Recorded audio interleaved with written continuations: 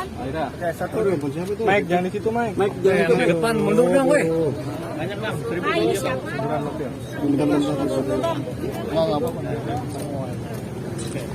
Bang, suaranya agak kencang bang. Oke. Ya bang, mungkin bisa dijelasin langsung bang hari ini agendanya dan Ya, jadi hari ini sidang keempat Faris RM sebagai terdakwa dalam kasus penyalahgunaan narkotika. Pada hari ini juga sudah ada 2 saksi yang meringankan, yaitu teman-temannya Bang Faris RM. Mereka adalah para musisi yang banyak sekali mengetahui mengenai latar belakang seorang Faris RM, baik kepribadiannya, baik karakternya, baik tingkah lakunya, baik keahliannya dalam bermusik, baik kemampuannya mencipta lagu, dan juga mengenai tingkat popularitas beliau. Yang mereka belum paham adalah mengenai keterlibatan beliau dalam penggunaan narkotika selaku pengguna ya. Tapi mereka, para saksi, pernah menjenguk seorang Faris RM di tempat rehabilitasi di Lido. Jadi di sana saling ngobrol lah, memang Bang Faris ini memang kecanduan atau ketergantungan. Kalau kecanduan itu biasanya ganja, candu kan. Kalau ketergantungan itu biasanya sabu-sabu, tergantung gitu kan. Apalagi tergantung yang lain kita nggak tahu ya. Tapi yang jelas tadi begitu memang meringankan saksi-saksi tersebut ya. Yang kedua, ini kan sudah mulai ada di persidangan fakta-fakta bahwasanya memang Bang Faris RM ini hanyalah sebagai pengguna. Karena untuk dicari sebagai pengedar nggak ketemu. Bukti-bukti saksi-saksi nggak ada, memang nggak ada begitu. Jadi memang dia adalah pengguna. Terbukti dengan adanya tindakan membeli barang ini, narkotika ini kepada pihak lain kan gitu. Jadi dia hanyalah sebagai pengguna.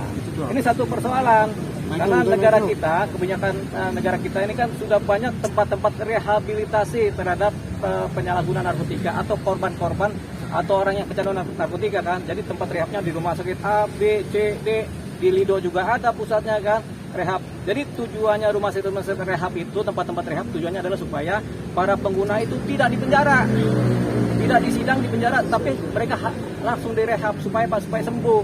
Kenapa? Kalau mereka para pengguna narkotika di penjara, bukannya sembuh malah tambah gila, begitu. Jadi memang harapannya dibikinlah tempat-tempat rehab ini supaya ada tempat pemulihan dari ketergantungan narkotika, pemulihan dari ketergantungan kecanduan. Jadi itulah fungsinya. Makanya kebijakan negara, siapapun yang menggunakan narkotika sebagai pengguna, itu sekarang dianggap sebagai korban, dan ketika pun tertangkap sebagai pengguna, seharusnya langsung direhab, bukan disidang. Nah persoalannya ini kan seorang Faris RM disidang sebagai pengedar, makanya terjadilah persidangan. Padahal sebenarnya kalau lebih teliti, dia hanya menggunakan, terbukti di persidangan dia hanya menggunakan. Makanya ini adalah satu aktivitas hukum yang agak berlebihan terhadap diri seorang Faris RM. Kenapa? Karena dia bukan pengedar, tapi disidang sebagai pengedar. Padahal setelah terbukti di fakta-fakta persidangan, dia hanyalah sebagai pengguna. Harusnya ketika di penyidikan atau penyelidikan dia terpantau dia sebagai pengguna, apalagi sudah ada kronologis kan, dia berapa kali menggunakan, tertangkap tangan menggunakan kan, itu kan kronologis. Sudah ada juga rehabilitasi, itu kan juga kronologis. Harusnya dia penyidik di Polres atau dimanapun juga di jaksa harusnya udah peka ini, langsung saja direhab, diajukan ke BNN untuk direhab, nggak perlu disidang, karena disidang itu buang-buang waktu, begitu, buang-buang tenaga, buang-buang pikiran, pengacara juga suruh kerja, kan begitu. Jadi ini yang kita harapannya terhadap pengguna narkotika, hanya kasus inilah yang terakhir yang disidang.